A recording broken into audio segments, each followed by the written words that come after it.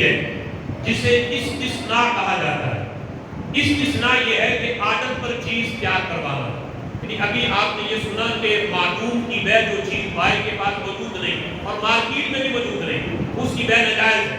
لیکن اس کے ساتھ ایک استثناء عادت پر چیز تیار کروانا، تو یہ شریعت نے لوگوں کے تعامل کی وجہ سے اسے جائز قرار دیا۔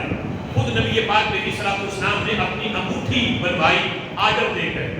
یعنی بتایا کہ اس کے اندر اس طرح کی انگوٹھی ہو اور اس کے اوپر مہر پہ محمد الرسول اللہ یہ لکھا ہوا ہو، اور یہ اس کا باقاعدہ عادت دیا اور وہ عادت پر وہ چیز تیار کرائی گئی۔ یہ بھی ایک الگ طویل موضوع ہے کہ عادت پر چیز تیار کروائی جائے، اس کی پھر شرائط کیا ہے، کس کس شرط کی وجہ سے یہ بے جائز ہوتی ہے اور کون سی شرط اس میں آ جائے تو یہ بے ناجائز ہو جاتی ہے، یہ ایک الگ سے موضوع ہے، انشاءاللہ وہ الگ موضوع رکھ کے اس پہ گفتگو کی جائے گی۔ لیکن عادت پر چیز تیار کروانا یعنی مکان بنوانا یا